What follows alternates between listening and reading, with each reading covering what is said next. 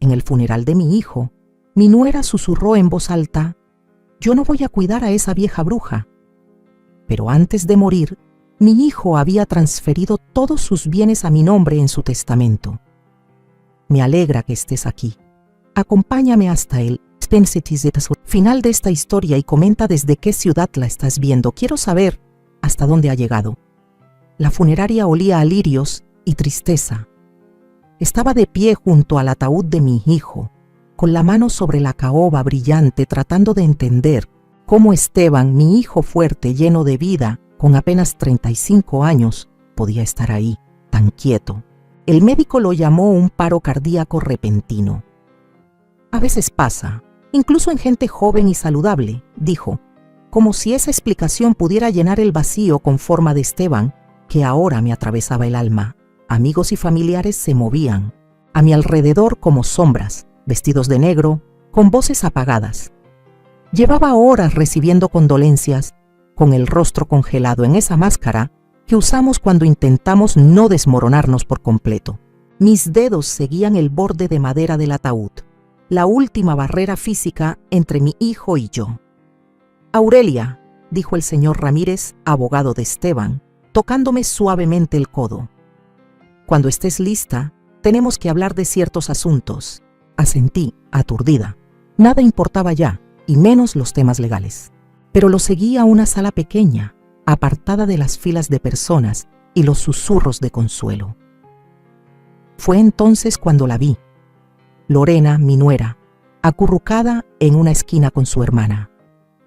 Mi hijo había estado tan enamorado de ella desde que comenzaron a salir hace 10 años. Vi cómo la miraba, como si ella fuera la respuesta a una pregunta que llevaba toda la vida haciéndose. Estaba por acercarme cuando su voz, más cortante de lo que jamás la había escuchado, rompió el aire amortiguado del cuarto. «Sabes que van a leer el testamento mañana, ¿verdad?», susurró. Pero la acústica del lugar hizo que sus palabras llegaran claras hasta donde yo estaba. «Solo espero que no le haya dejado nada importante a Aurelia». Su hermana murmuró algo que no alcancé a entender. «¿Verdad que sí? O sea, soy su esposa. Todo debería ser para mí». La voz de Lorena estaba empapada en una amargura que nunca antes había mostrado. Estuve 7 años con él, aguantando a su madre siempre metida, opinando de todo, desde la casa hasta cómo criar a los niños. Me quedé congelada, con la mano aún en el marco de la puerta. «¿Y si ahora pretende venirse a vivir contigo?», preguntó su hermana. Lorena se rió. Justo ahí, en el funeral de mi hijo. «Prefiero morirme. Lo digo en serio». Su voz bajó aún más, pero en el silencio del cuarto aún podía oír el veneno en cada sílaba. «Ahora me toca a mí recoger los pedazos. Me toca criar sola a nuestros hijos. Pero ni loca voy a cuidar también a la vieja McGara». El cuarto giró. ¿La vieja McGara? ¿Así me había visto siempre? Como la suegra entrometida y dominante, yo había intentado tanto respetar su matrimonio, solo ofrecer ayuda cuando me la pedían. Cuidaba a mi nieto 2 veces por semana para que Lorena pudiera seguir con su trabajo de medio tiempo. Llevaba comida cuando Esteban tenía que quedarse hasta tarde. Pensé que teníamos una buena relación. «La lectura del testamento será mañana a las 10 de la mañana», decía el señor Ramírez, sin saber nada de lo que acababa de oír. «Quería prepararte, Aurelia. Esteban hizo algunos cambios recientemente». Traté de concentrarme en sus palabras. Los comentarios crueles de Lorena todavía resonaban en mis oídos. «¿Cambios?», pregunté, con una voz que sonaba lejana, incluso para mí. «Sí, hace unas 3», dudó, «semanas. Traspasó casi todo a tu nombre, Aurelia, no a Lorena». «¿Qué?». Lo miré sin entender. «Pero eso no tiene sentido. Lorena es su esposa. ¿Y los niños?». «Él dejó fondos fiduciarios para los niños. Se liberarán cuando cumplan 25 años», Ramírez explicó en voz baja. «¿Pero la casa? ¿Sus inversiones? ¿El dinero del seguro? Todo es para ti». Fue muy claro con eso. Mi mente daba vueltas. ¿Por qué Esteban haría algo así? Siempre fue reflexivo, cuidadoso con sus decisiones. Esto no fue algo hecho al azar. Detrás de nosotros, Lorena me había visto. Su cara cambió de fastidio a una expresión ensayada de dolor, borrando por completo el desprecio que había mostrado antes. Pero yo ya la había visto, la verdadera Lorena, la que aparece cuando cree que nadie la observa. Aurelia, dijo al acercarse con los brazos abiertos para abrazarme. Lo siento mucho. Todos estamos intentando entender esta pérdida tan terrible. Mientras me abrazaba, su perfume me ahogaba, y lo único que pensaba era que mi hijo lo sabía. De alguna manera, mi hijo sabía perfectamente quién era ella. Y ahora, yo también empezaba a entender. La lectura del testamento fue todo lo que temía, y mucho más. Lorena se sentó frente a mí en la mesa de la sala de juntas. Su rostro era una tormenta de rabia contenida, mientras el señor Ramírez confirmaba lo que ya me había dicho en el funeral. Esteban había cambiado su testamento apenas 3 semanas antes de morir, dejándome casi todo a mí en lugar de a ella. Esto no puede ser legal, soltó Lorena, sus uñas impecablemente arregladas clavándose en la carpeta de cuero que había traído. Obviamente, no estaba en su sano juicio. Le aseguro, señora Carson, que su esposo estaba en pleno uso de sus facultades mentales y físicas cuando hizo estos cambios, dijo el señor Ramírez con la serenidad de quien ha visto muchas disputas familiares. Fue muy firme en sus decisiones. El camino de regreso a casa fue un borrón. Lorena salió furiosa de la oficina, negándose a hablar conmigo. Parte de mí quería acercarse, tratar de entender, mantener algún lazo con mis nietos, pero el recuerdo de sus palabras en el funeral me detuvo. Yo no voy a cuidar a esa vieja Megara, seguía resonando en mi cabeza. 3 días después, estaba en la oficina de Esteban en su casa, rodeada por los restos de la vida de mi hijo. Lorena, de mala gana, me había dado la llave, diciendo que no podía soportar revisar sus cosas todavía. La casa se sentía vacía, abandonada, aunque Lorena y los niños seguían viviendo allí. Se habían ido unos días con sus padres, dándome espacio para recoger las pertenencias personales de Esteban. Pasé los dedos por su escritorio, recordando cómo se sentaba allí los domingos por la tarde, mientras los niños dormían la siesta, trabajando en cualquier proyecto que lo tuviera fascinado esa semana. La silla de cuero aún guardaba la forma de su cuerpo. Fue entonces cuando noté el cajón, apenas entreabierto, con una pequeña llave todavía en la cerradura. Esteban siempre había sido meticuloso con la seguridad. No lo habría dejado sin cerrar a menos que... Me temblaban las manos al abrir el cajón. Dentro había una carpeta manila gruesa, etiquetada simplemente como registros financieros. No debería meterme, pensé, pero algo me impulsó a abrirla. Lo que encontré hizo que la sangre se me helara. Estados de cuenta, solicitudes de préstamos, notificaciones bancarias, docenas de documentos de los últimos 2 años y sujetada al frente, una nota escrita a mano con la letra clara y precisa de Esteban. Mamá, si estás leyendo esto, lo siento mucho. Debí habértelo contado antes. Las lágrimas me nublaron la vista mientras revisaba los papeles. La historia que contaban era devastadora. Lorena había estado vaciando sus cuentas de forma sistemática durante meses, quizás años. Retiros en efectivo en casinos, sitios de apuestas en línea, compras lujosas devueltas por dinero en efectivo y préstamos, tantos préstamos, a nombre de Esteban, algunos con tasas de interés que me hicieron jadear. «Ay, Esteban», susurré. Se me rompía el corazón de nuevo. «¿Por qué no me lo dijiste?» Como si fuera una respuesta, una pequeña memoria USB cayó entre los papeles. Lo conecté a la computadora de Esteban y encontré un solo archivo de video con fecha de hace apenas 3 semanas, justo cuando cambió su testamento. El rostro de mi hijo llenó la pantalla, con una expresión cansada pero decidida. Mamá, comenzó, y su voz desató otra ola de dolor dentro de mí. Si estás viendo esto, probablemente las cosas con Lorena han empeorado y estás descubriendo todo de la peor manera. Lo siento. Se pasó una mano por el cabello, un gesto tan suyo que me dolió el pecho. Descubrí que Lorena tenía problemas con el juego hace unos 6 meses. Al principio pensé que podríamos superarlo. La llevé a terapia, separamos nuestras cuentas, pero es más profundo de lo que creí. Soltó un suspiro pesado. La semana pasada descubrí que ha estado pidiendo préstamos a personas poco recomendables. Gente que no sigue precisamente prácticas legales para cobrar. Hoy estoy cambiando mi testamento, continuó. Si me pasa algo, tienes que estar protegida. La casa, las inversiones, todo debe ir para ti. Sé que cuidarás a los niños. Lorena, su voz se quebró. La amo, mamá. Todavía la amo, pero ya no puedo confiarle nuestro futuro. El video terminó y me quedé sentada en la oscuridad creciente de su oficina, sintiendo cómo las piezas encajaban al fin, el paro cardíaco repentino que se llevó a mi hijo, tan sano y deportista.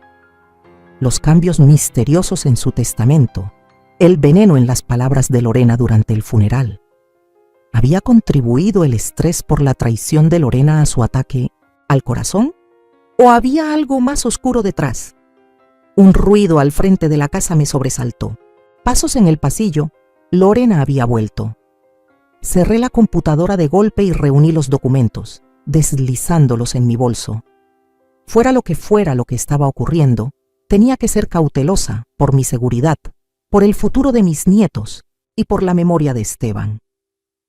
Aurelia, llamó Lorena con una voz dulce como miel, tan distinta de la mujer que vi en el funeral. ¿Sigues aquí? Traje la cena. Respiré hondo y salí de la oficina, abrazando los secretos de mi hijo contra el pecho. Ya estaba por irme, dije, forzando una sonrisa. ¿Qué detalle el tuyo traer comida? Sus ojos se posaron un segundo en mi bolso antes de volver a mi rostro, su sonrisa jamás tocando sus ojos. Pues somos familia, ¿no? Ahora más que nunca, tenemos que mantenernos unidas. La seguí hacia la cocina, y una idea se cristalizó en mi mente. Mi hijo había intentado protegerme, ahora me tocaba a mí proteger lo que él dejó atrás. 2 meses después del funeral de Esteban, mi mundo se había reducido al tamaño de mi sala. El teléfono casi no sonaba. Las invitaciones a eventos comunitarios dejaron de llegar. Mi grupo de bridge semanal me informó, con pesar, que estaban reorganizándose. Según ellos, ya no había espacio para mí. Sabía exactamente quién estaba detrás de todo eso. Lorena siempre había sido popular en nuestra pequeña comunidad. Encantadora, bella, experta en mostrarse como la esposa y madre perfecta.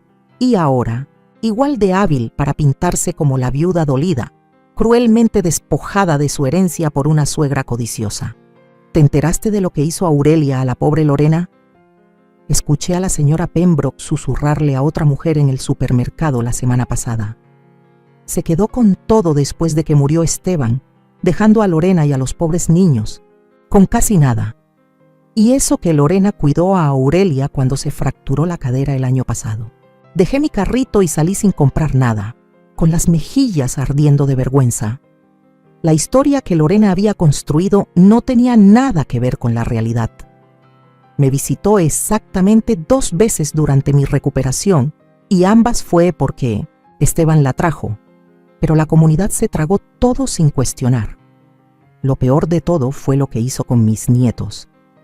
Renata, de 9 años, y Bruno, de 6, eran la luz de mi vida. Antes de que Esteban muriera, los veía 3 o 4 veces por semana. Ahora, mis llamadas quedaban sin respuesta, mis mensajes sin contestar. Cuando por fin logré hablar con ellos, se mostraron distantes, a la defensiva. El fin de semana pasado, enfrenté a Lorena cuando trajo a los niños para una visita que ya de por sí era rara. «Solo los tendrás por 2 horas», dijo, mirando su reloj. Tengo que llevarlos a una fiesta de cumpleaños después. Le dije en voz baja, cuidando que los niños no escucharan desde el patio. Lorena, tenemos que hablar de lo que está pasando. ¿Por qué estás volviendo a todos en mi contra? ¿Por qué me estás alejando de los niños? Su rostro cambió de golpe. La expresión amable se esfumó, dejando ver la frialdad calculadora que llevaba detrás.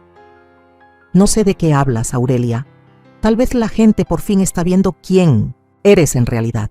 Una mujer controladora y egoísta que nunca permitió que su hijo viviera su propia vida. Eso no es verdad, y tú lo sabes, protesté. Esteban cambió su testamento porque descubrió lo que estabas haciendo con tu juego. ¿Juego? Se rió, pero vi el destello de pánico en sus ojos.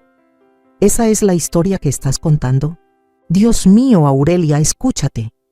Primero me robas mi herencia y ahora inventas adicciones para mí. Con razón nadie quiere estar cerca de ti. Se acercó un paso más, bajando la voz a un susurro amenazante. Déjame dejar algo muy claro. Esos son mis hijos. Si quieres volver a verlos, más te vale guardar tus acusaciones locas para ti misma y empezar a devolver los bienes de Esteban a donde pertenecen, conmigo. Esa noche, cuando se fueron, me quedé sola en la cocina con una taza de té que se enfriaba frente a mí. El silencio de la casa me envolvía como una manta pesada.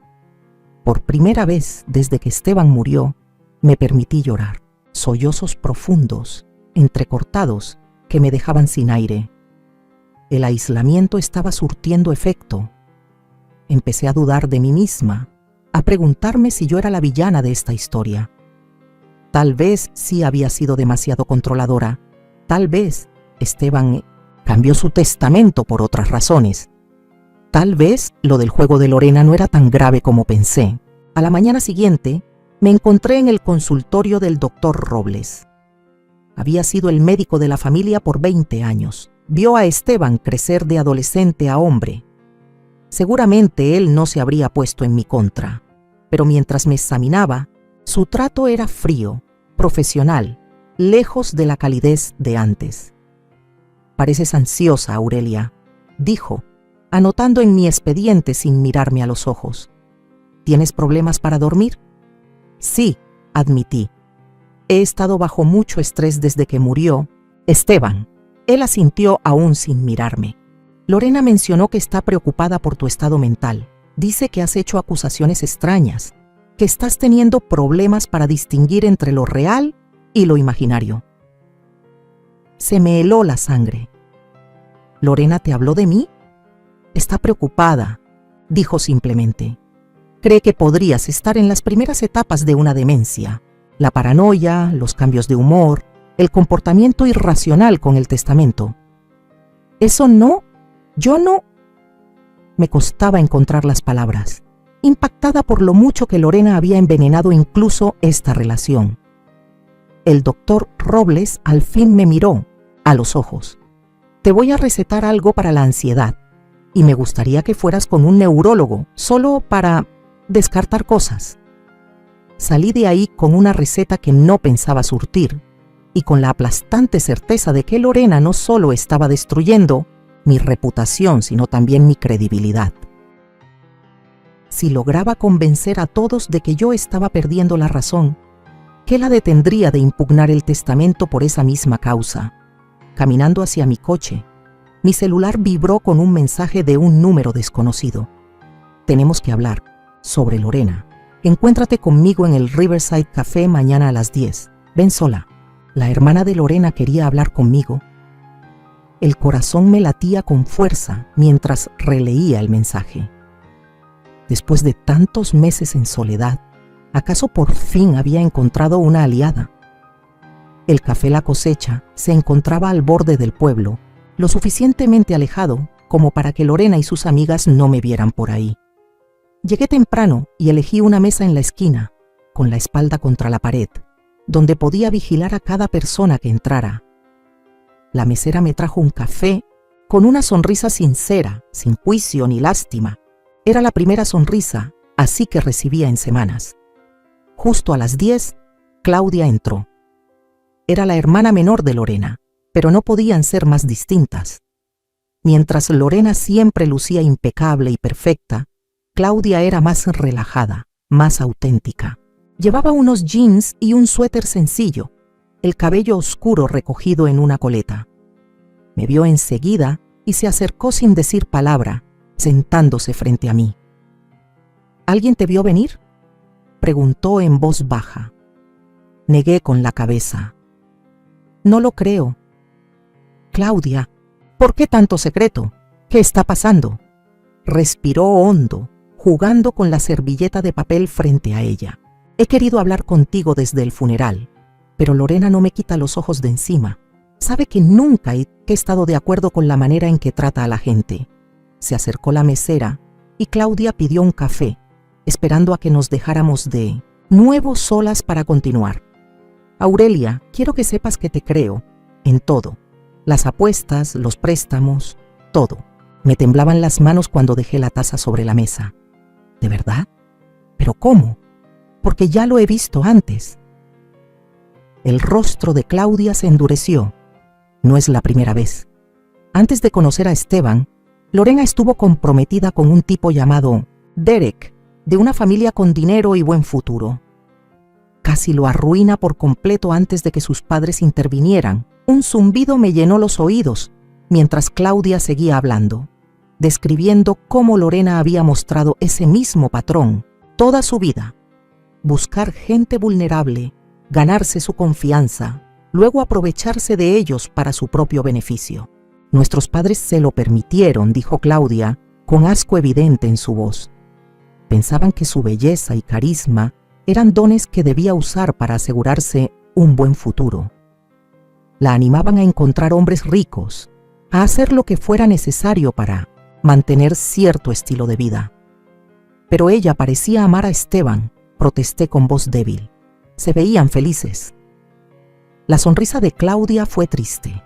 Lorena es una actriz excelente y tal vez lo amaba a su manera, pero cuando ama algo, lo devora.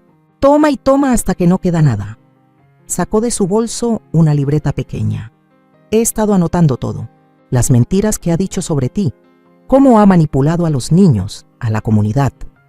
Les dijo a nuestros padres que tú abusaste de Esteban desde que era niño, que lo controlabas con dinero. Sentí la injusticia como un golpe físico. ¿Qué diría algo así? Porque está desesperada, dijo Claudia sin rodeos. Sea lo que sea que Esteban descubrió, debe haber sido algo grave. Muy grave. Necesita esa herencia, Aurelia. No solo para seguir viviendo como lo hace, sino para cubrir sus huellas. ¿Qué huellas?, pregunté, con un escalofrío recorriéndome la espalda. Claudia dudó. No tengo pruebas, solo sospechas. Pero creo que algunas de las personas a las que Lorena les pidió dinero no son solo prestamistas de mala fama. Creo que están ligados a gente peligrosa. De pronto el café me pareció demasiado pequeño, demasiado expuesto. ¿Estás diciendo que...? Digo que tienes que tener cuidado, interrumpió Claudia. Lorena no anda inventando chismes por simple malicia. Está destruyendo tu reputación poco a poco porque le aterra lo que puedas descubrir. La historia de la demencia, clásico de Lorena. Le hizo lo mismo a nuestra abuela cuando la vieja la descubrió robándole unas joyas. Mi mente corría, atando cabos que antes no había visto. La manera en que el doctor Myers me había mirado. El rechazo repentino de la comunidad. El comportamiento extraño de los niños. Ella me está manipulando, dije, recordando un artículo que había leído años atrás. Me hacía dudar de mi propia cordura. Exactamente, asintió Claudia con fuerza. Y es buena en eso. Tiene experiencia de sobra. Pensé en todos esos meses en los que me había cuestionado a mí misma, preguntándome si en verdad yo era la villana de esta historia. Sentir que alguien me creía, que validaban lo que había vivido, fue tan abrumador que apenas podía respirar. ¿Qué hago?, pregunté, odiando el temblor en mi voz.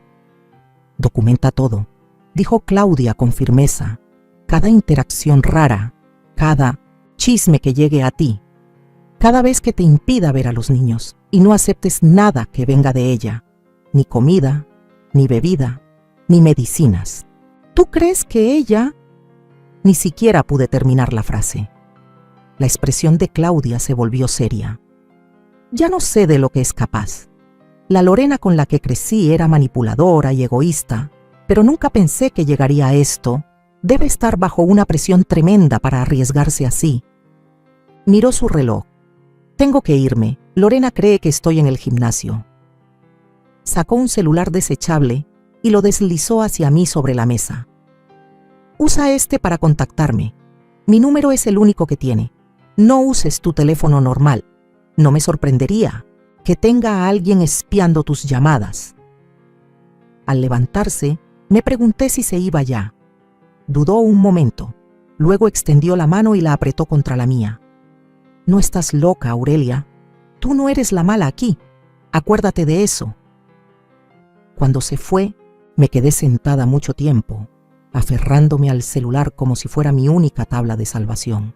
Por primera vez en meses, sentía algo que casi había olvidado. Esperanza. Esa tarde, mientras revisaba más papeles de Esteban, encontré algo que antes se me había escapado. Una llavecita pegada con cinta en la parte de atrás de su cajón, con una nota que decía simplemente: Unidad de almacenamiento número 17, Main Street Lock and Key. Fuera lo que fuera que Esteban había descubierto sobre Lorena, lo que lo llevó a cambiar su testamento de manera tan drástica, la evidencia podría estar esperando en esa unidad. Mañana iba a averiguar qué estaba escondiendo mi hijo y qué era eso que Lorena quería tanto mantener en secreto. Mientras sostenía la llave en la palma de mi mano, una calma extraña me invadió. La niebla del duelo y la confusión comenzaba a disiparse, dejando paso a una claridad feroz. Lorena me subestimó, creyendo que era una vieja indefensa a la que podía manejar a su antojo. Estaba a punto de descubrir lo equivocada que estaba. Main Street Lock and Key era un edificio discreto al borde del centro, de esos que puedes pasar 100 veces sin darte cuenta que están ahí. El aire de la mañana era fresco cuando estacioné en el casi vacío estacionamiento, con la llave de Esteban apretada entre mis dedos. El corazón me latía con fuerza entre la emoción y el miedo. ¿Qué encontraría adentro? El encargado apenas miró mi identificación antes de indicarme el camino hacia la unidad número 17, un espacio pequeño al final de un pasillo mal iluminado. La cerradura giró con un clic satisfactorio y levanté la puerta metálica enrollable. Dentro, todo estaba perfectamente organizado y etiquetado. Pero lo que capturó mi atención al instante fue un pizarrón blanco apoyado contra la pared del fondo, cubierto con la letra meticulosa de Esteban. Era una línea de tiempo que abarcaba 3 años, documentando con precisión las actividades de Lorena: retiros de efectivo, visitas a casinos, cuentas de apuestas en línea, ausencias sin explicación. Cada entrada venía acompañada de fechas, montos y a veces fotografías. «Ay, Esteban», susurré, pasando los dedos por su escritura. Estabas investigándola. Una de las cajas estaba marcada simplemente como evidencia. Dentro encontré estados de cuenta bancarios, facturas de tarjetas, documentos de préstamos, todo cuidadosamente archivado, pero fue la memoria USB en el fondo lo que hizo que me temblaran las manos. Lo metí en el bolsillo, sabiendo que necesitaba revisarlo en un lugar privado. En el trastero había algo más: un diario encuadernado en cuero.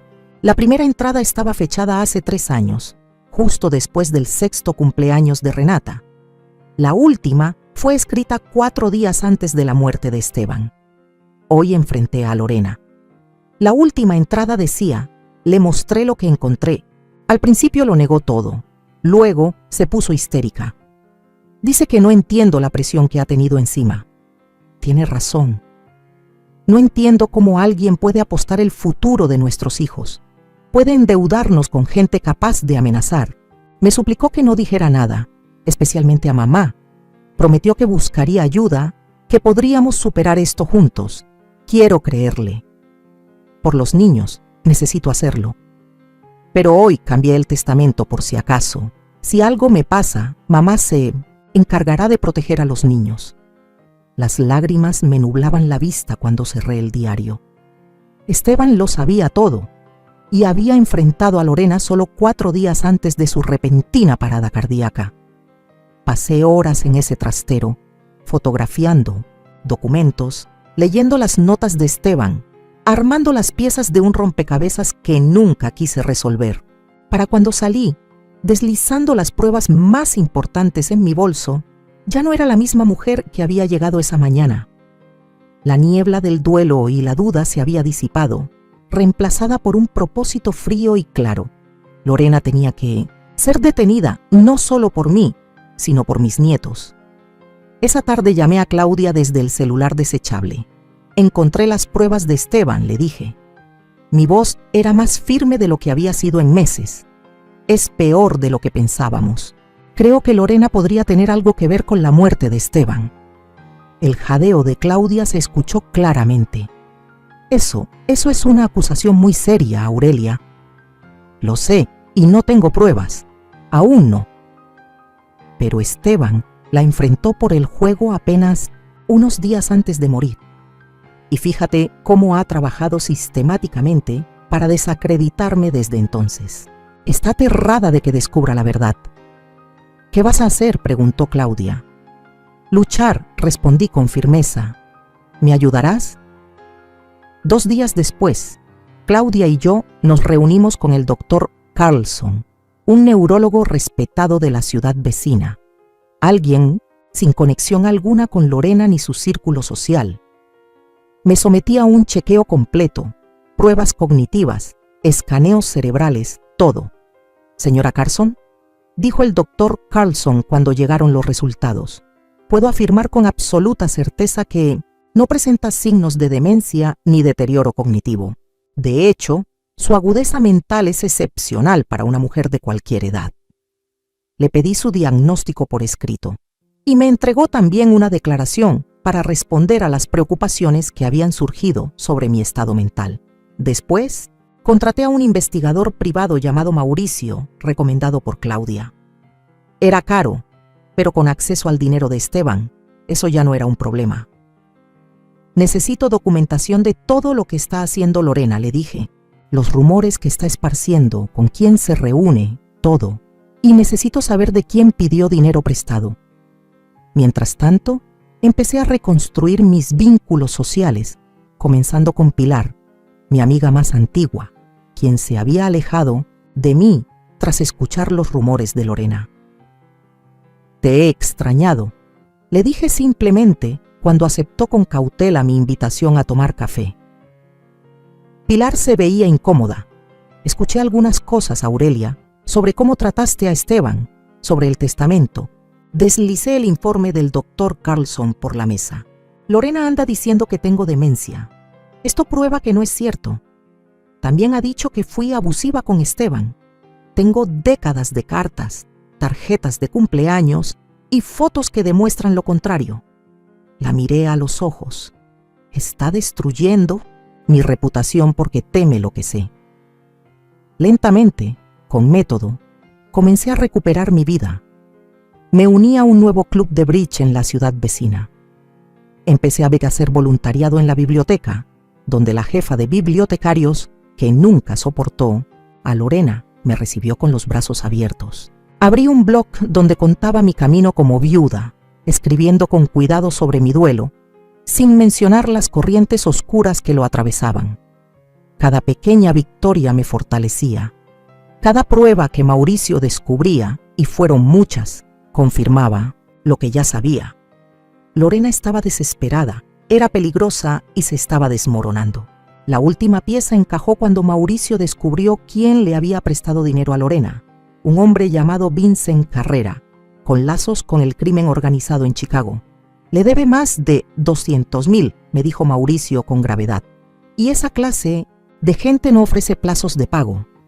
2 días después, invité a Lorena y a los niños a cenar. Era hora de un enfrentamiento, pero esta vez yo tendría el control. Mientras ponía la mesa esa noche, me sentía extrañamente serena. Sonó el timbre y me enderecé, lista para enfrentar a la mujer que una vez intentó destruirme. Pero ya no era una víctima. Esta vez tenía la verdad de mi lado y, más importante aún, pruebas. Que empiece el juego, Lorena. Que empiece. Ya pasaron 3 años desde aquella cena fatídica con Lorena.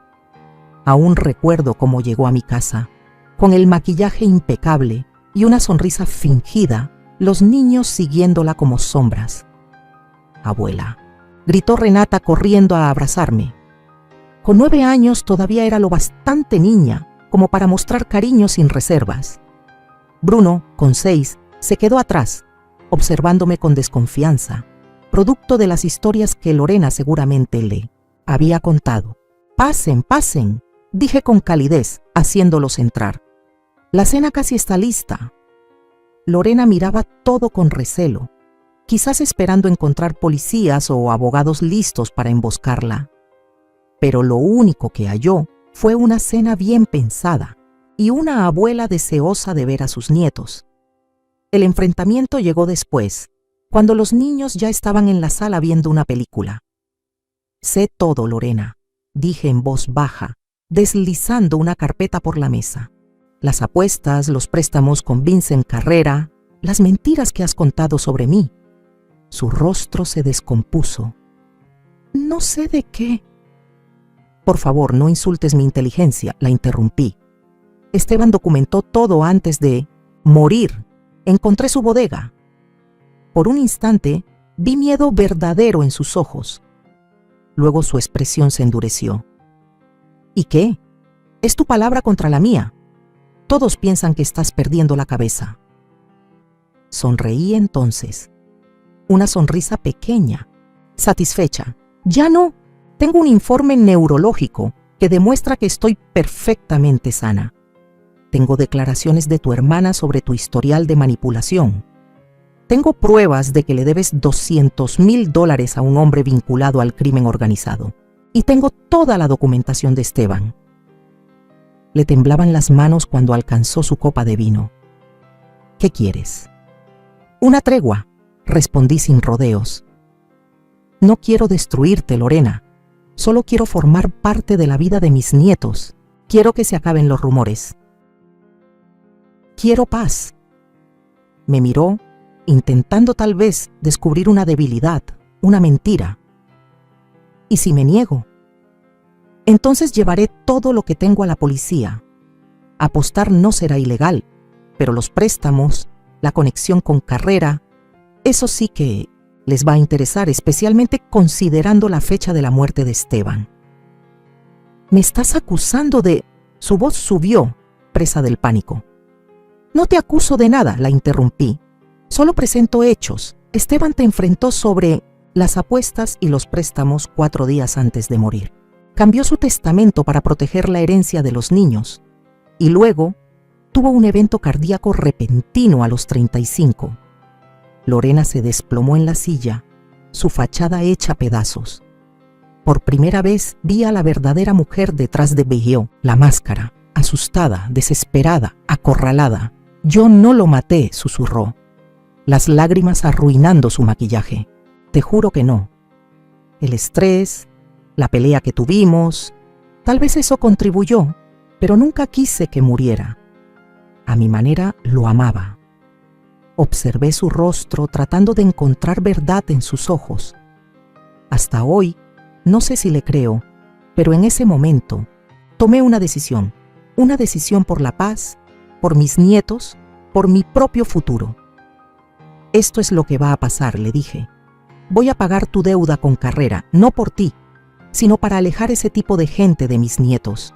A cambio me darás acceso libre y regular a Renata y Bruno. Dejarás de difundir rumores sobre mí y buscarás tratamiento para tu adicción al juego». Aceptó de inmediato con el alivio dibujado en su rostro. Creo que esperaba algo mucho peor. Ahora, 3 años después, en una cálida tarde de primavera, estoy sentada en mi jardín viendo a Renata y Bruno jugar. Ahora pasan los fines de semana conmigo, un acuerdo que hicimos después de que Lorena completó su tratamiento. Ella todavía vive en la casa de Esteban, pero está a mi nombre, un detalle que asegura su cooperación continua. Los rosales que Esteban y yo sembramos juntos hace años, están en plena floración. Su aroma perfuma el aire como si él aún caminara por aquí. Cada año he añadido nuevas variedades, una forma de mantenerlo vivo en este rincón que compartíamos con tanto amor. ¡Abue, mira! Me llama Renata, levantando una pequeña maceta de cerámica. A sus 12 años, ha desarrollado un verdadero talento para la alfarería, un pasatiempo que descubrimos juntas. La hice para el cumpleaños de mamá. Sonrío mientras observo el cuenco, trabajado con tanta delicadeza. Está precioso. Mi amor, le va a encantar. Bruno, que ahora tiene 9, está tirado en el pasto leyendo un libro sobre dinosaurios, tan absorto que me cuesta interrumpirlo. Se parece tanto a Esteban cuando era niño que a veces me falta el aire al verlo. Nuestra relación con Lorena sigue siendo complicada. La confianza rota nunca se repara del todo, pero hemos llegado a una especie de paz, un entendimiento silencioso. Ella sabe que guardo sus secretos, y yo sé que es capaz de una mentira brutal. Sin embargo, los dos amamos a estos niños, y ese amor compartido se ha convertido en el cimiento de esta tregua. El dinero que antes trajo tanto conflicto ahora tiene un propósito digno. Creé fondos fiduciarios para Renata y Bruno, tal como Esteban hubiera querido. Remodelé mi casa para que tuviera espacios especiales para ellos, un estudio de cerámica para Renata, un rincón de lectura para Bruno. También aparté recursos para que Lorena siga con su tratamiento, asegurando que pueda enfrentar la adicción que casi nos arruinó la vida a todos. A veces me pregunto qué pensaría Esteban de este arreglo. ¿Le parecería bien el compromiso al que llegué con Lorena? ¿Comprendería por qué decidí no investigar su muerte con más fuerza? Me gusta creer que sí. Mi hijo siempre fue práctico, siempre tuvo un corazón inmenso. Cambió su testamento, no por rencor, sino por amor, para proteger lo que más importaba. La semana pasada por fin cumplí una promesa que le hice hace años. Siempre habíamos hablado de visitar Italia, de recorrer las colinas de la Toscana, de ver los pueblos donde vivieron nuestros antepasados. Con Renata y Bruno a mi lado, esparcí una pequeña parte de sus cenizas bajo un viejo olivo, cuyas hojas plateadas brillaban al viento. ¿Papá está feliz aquí, abue?, me preguntó Bruno, apretando mi mano. Creo que sí, le respondí, mientras el viento se llevaba las cenizas por el campo italiano. Pero es más feliz sabiendo que estamos juntos, que nos cuidamos. Los niños y yo empezamos una nueva tradición. Cada año, en el cumpleaños de Esteban, plantamos algo nuevo en mi jardín. Un árbol, un rosal, un cantero con sus flores favoritas. Este memorial viviente se vuelve más hermoso con cada temporada, alimentado por nuestras manos y nuestros recuerdos. La vida después de una pérdida no se trata de olvidar, ni siquiera siempre se trata de perdonar. Se trata de encontrar una forma de avanzar, de honrar lo perdido y abrazar lo que queda. El jardín de mi vida quedó arrasado cuando murió Esteban, cuando Lorena me traicionó. Pero poco a poco, estación tras estación ha vuelto a crecer. Es distinto, sí, pero no menos bello. Esta noche, mientras los niños me ayudan a preparar la cena, entre risas, peleas y ese caos hermoso que es la familia, siento la presencia de Esteban en el latido de nuestras rutinas. Está aquí, en la sonrisa de Renata, en el ceño pensativo de Bruno, en ese legado de amor que ninguna mentira pudo destruir del todo. Ese es su último regalo para mí, esta segunda oportunidad de tener una familia, esta paz conquistada con tanto esfuerzo, y pienso atesorar cada instante. 3 años después de que escribí esas líneas, mi jardín ya estaba lleno de flores. Renata ya es una jovencita, Bruno está empezando a ser más alto que yo, pero dentro de mí todavía hay una parte que duele en silencio. Mi vida ya no es la misma de antes. Ya no soy la madre afligida, temblorosa, aferrada a los pocos recuerdos que quedan de Esteban, sino la abuela fuerte, convertida en el techo que protege del sol a 2 niños huérfanos cuando su madre cayó y su padre ya no está. Antes pensaba que no podría amar a nadie como amé a mi hijo, pero Renata y Bruno me demostraron que estaba equivocada. Cada mañana, el sonido de los pequeños pies bajando las escaleras, el olor a cereal y pan tostado, los ojos somnolientos, pero radiantes de los dos niños, todo se ha convertido en el ritmo de mi vida. Renata, cada día más parecida a su padre, ojos marrones oscuros, una frente inteligente, una personalidad tranquila y profunda. Tiene alma de artista. Sus manos, hábiles, transforman la arcilla en figuras vivas. Convertí el antiguo lavadero en un taller de cerámica para ella.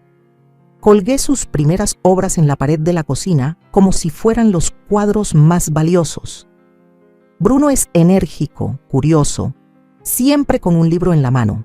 Dinosaurios, naves, espaciales, mitos griegos. Una vez le pregunté, ¿por qué te gustan tanto los mitos, hijo? Me respondió, porque en ellos todos pierden algo, pero aún así se convierten en héroes. Me di la vuelta para que no viera que los ojos de su abuela se humedecían.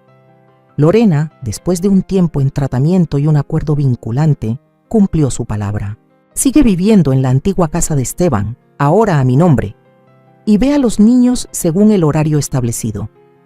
Nuestra relación sigue siendo fría, pero lo suficientemente estable para que los niños no se lastimen. No sé si Lorena realmente se arrepiente, pero al menos ya no es una amenaza para mi pequeña familia. Los primeros días como abuela de tiempo completo no fueron fáciles. Hubo noches en las que Bruno tenía mucha fiebre y yo me quedaba despierta toda la noche limpiándole la frente con un paño húmedo, conteniendo la respiración y rezando como cuando cuidaba a Esteban.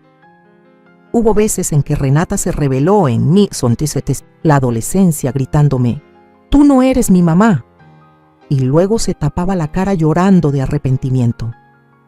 A veces me derrumbaba en mi habitación, abrazando el marco de la foto de Esteban, murmurando, «Hijo, estoy intentando, pero estoy muy cansada. Perdí a mis padres muy pronto. Perdí al único esposo de mi vida a los 50 años y luego perdí a Esteban, el único que quedaba en mi corazón». Hubo tardes en que me sentaba en el columpio del jardín, mirando a los dos niños jugar y sintiendo un vacío como una casa sin luz. Los amo más que a mí misma, pero el amor no puede borrar el agujero en mi corazón excavado por la muerte y la traición. Escondo esa tristeza detrás de platos de sopa de pollo caliente, disfraces para Halloween y pasteles de cumpleaños hechos a mano cada año.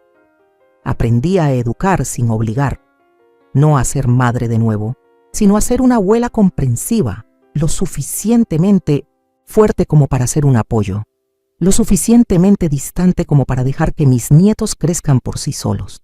Le enseñé a Renata a preparar la sopa de frijoles rojos que tanto le gustaba a Esteban. Con Bruno construí un modelo del sistema solar que colgamos del techo de su habitación. Me llaman Abuela Tesoro, un apodo medio en broma, medio en serio, como un hilo que conecta el mundo de la inocencia con un adulto lleno de heridas. Cada cumpleaños de Esteban, mantenemos la tradición de plantar un árbol en el jardín. Ahora, después de 3 años, el jardín está lleno de flores y árboles frutales, rosas, lilas, naranjos, duraznos. Cada nombre es un recuerdo. Este árbol es del primer año sin papá. Lo elegí porque sus hojas son rojas como el color del abrigo que le gustaba a papá, dijo Renata cuando plantó un arce rojo a los 10 años. No pude responder, solo la abracé con fuerza.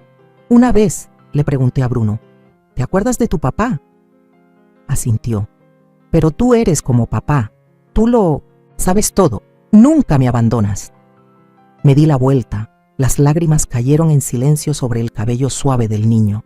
Tampoco estuve sola para siempre, pero esa es otra parte de la historia, sobre alguien que apareció de repente, trayendo una luz cálida que se filtraba por la rendija de mis recuerdos. Antes de eso, solo me tenía a mí misma, y esos 2 niños eran todo mi mundo. Creía que viviría así, tranquila y en paz con los 2 pequeños, hasta el final de mis días. pero luego conocí a Miguel. Y una rama de primavera tardía floreció, no con amor sino con presencia. Lo conocí una tarde de otoño cuando llevaba libros a la biblioteca pública. Ese día llovía un poco, llevaba un gorro de lana gris y abrazaba el libro La luz invisible, que Bruno me rogó que leyera con él. Los niños estaban en casa de un amigo y yo estaba aprovechando un poco de tranquilidad para mí. No esperaba que esa tarde aparentemente normal abriera un nuevo capítulo en mi vida ya teñida de luto. Él estaba en el mostrador leyendo el periódico, su cabello plateado peinado con cuidado, sus lentes resbalando por su nariz, absorto en la página de deportes. Cuando torpemente dejé caer un montón de folletos publicitarios de libros infantiles, se dio la vuelta para ayudarme a recogerlos. ¿Nietos?, preguntó con una voz profunda y clara, con el tono tranquilo de alguien que ha vivido lo suficiente como para no tener prisa. Sonreí. Una niña y un niño. Mi hija no pudo, así que mi hijo me dio 2 a la vez. Asintió. Sus ojos se iluminaron. Yo tengo una nieta, pero está en Seattle. El año pasado todavía llamaba. Este año solo envía fotos por mensaje. Ya, estoy viejo. La gente está ocupada. Reconocí en sus ojos una tristeza familiar. El silencio que no es ruidoso pero persistente, como yo, como las personas que han amado mucho y han perdido bastante. A partir de esa vez, nos fuimos conociendo poco a poco. Nos encontramos en la biblioteca, en la pequeña panadería al final de la calle, o cuando llevaba a Bruno a la librería de segunda mano donde él solía ser voluntario. Se llamaba Miguel. Había sido profesor de literatura. Se había jubilado hacía más de 10 años. Su esposa había muerto cuando él tenía 62 años y su hijo se había establecido en Europa. No hablaba mucho de su pasado, pero lo suficiente para que entendiera que había tenido una vida plena y luego de repente se había sentido perdido cuando ya nadie en casa lo llamaba padre, hermano o abuelo. No sé en qué momento las conversaciones casuales se convirtieron en un hábito. Tal vez fue después de que me trajo a casa una cesta de naranjas frescas del jardín de un viejo amigo, diciendo que el jugo de naranja de estas es más dulce que el del supermercado. También podría haber sido después de la tarde en que nos sentamos juntos a leer poesía de Lorca. Él la leía en español, yo leía la traducción al inglés, y luego ambos nos quedamos en silencio durante un largo rato frente a un verso sobre la muerte y el silencio. No hablamos mucho del pasado. No hacía falta. Hay cosas que se entienden a través de los ojos, a través del respeto tácito.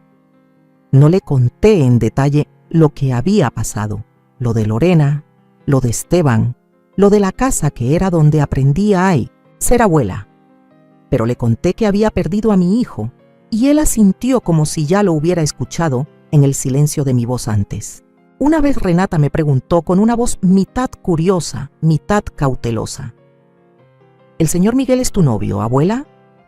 Me reí a carcajadas y luego la atraje hacia mí. No, hija, es un amigo. Es como tener a alguien que escuche sin juzgar y que le recuerde a la abuela que ya no está sola. Miguel también se hizo amigo de los 2 pequeños. Nunca se impuso, simplemente estaba presente.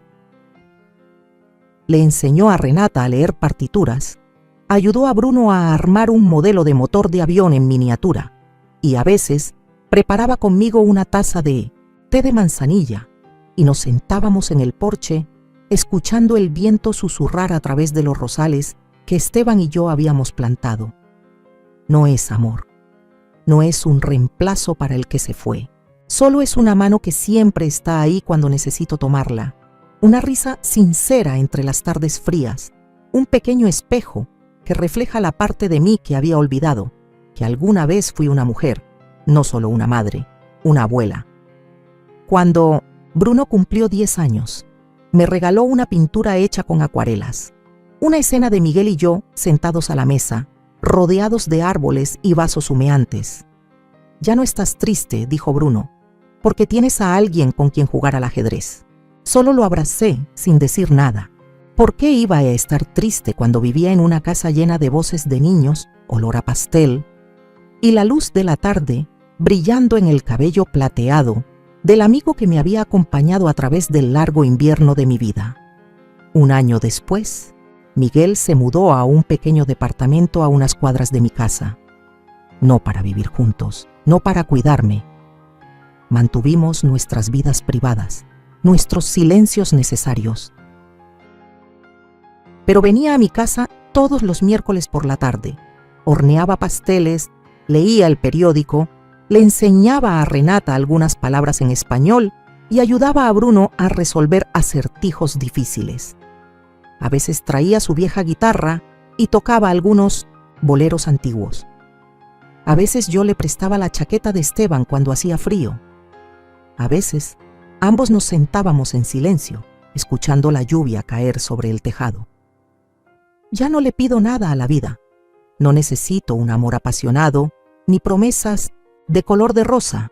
Lo que encontré es paz. Y esa paz crece como una pequeña planta, sin ruido pero firme. Cada vez que alguien me pregunta, Aurelia, ¿estás bien?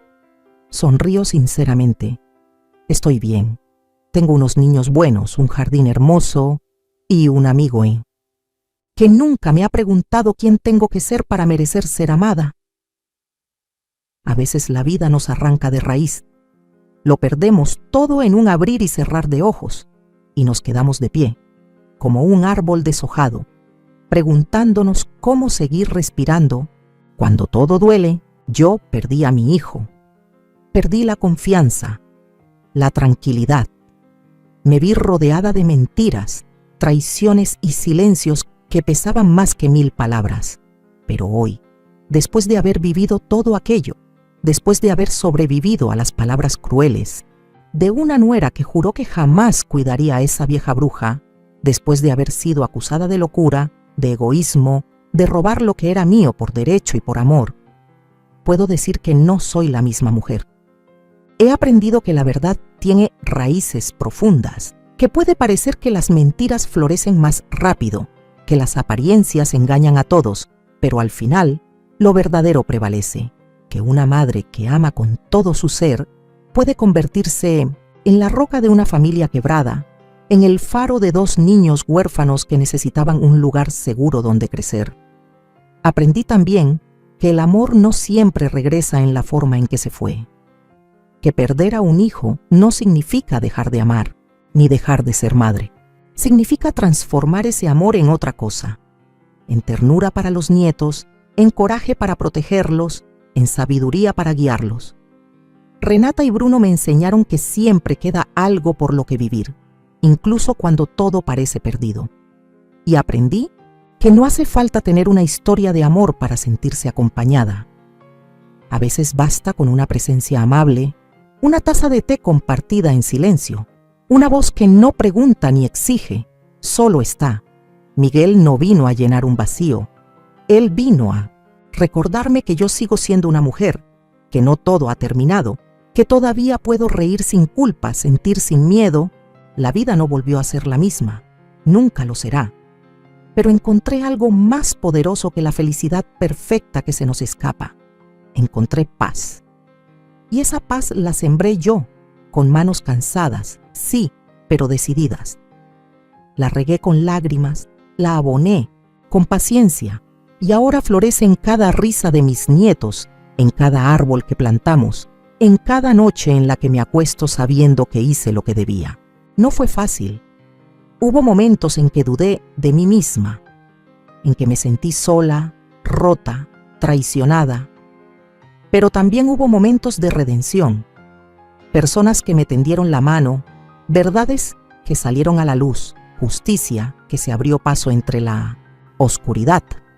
Y ahora quiero preguntarte a ti, que estás leyendo esto, desde tu casa, tu oficina, tu cama o tu cafetería preferida. Si hubieras estado en mi lugar, ¿qué habrías hecho tú? ¿Habrías callado para mantener la paz? ¿Habrías luchado aunque todos pensaran que estabas loca? ¿Te habrías rendido cuando te dejaron sola, cuando el mundo se puso del lado de quien te traicionó? ¿O como yo, ¿te habrías levantado? Porque esa es la pregunta real que esta historia quiere dejarte. ¿De qué estás hecho cuando ya no te queda nada, excepto tu nombre, tus recuerdos y tu verdad? Cuéntame. Comenta desde qué ciudad me estás leyendo. Quiero saber hasta dónde ha llegado esta historia, esta herida convertida en cicatriz, este jardín que volvió a florecer. Porque si algo aprendí, es que una historia, cuando se cuenta con el alma, puede convertirse en una semilla en el corazón de alguien más. Y tal vez, solo tal vez, esa semilla también florezca. Con amor y memoria, Aurelia, si esta historia tocó tu corazón, apóyanos dando me gusta y suscribiéndote al canal para no perderte los próximos relatos conmovedores. Gracias por escuchar, por empatizar y por acompañarnos hasta la última línea. Cada muestra de apoyo es un mensaje silencioso que dice: las historias contadas con el alma aún tienen un lugar en este mundo.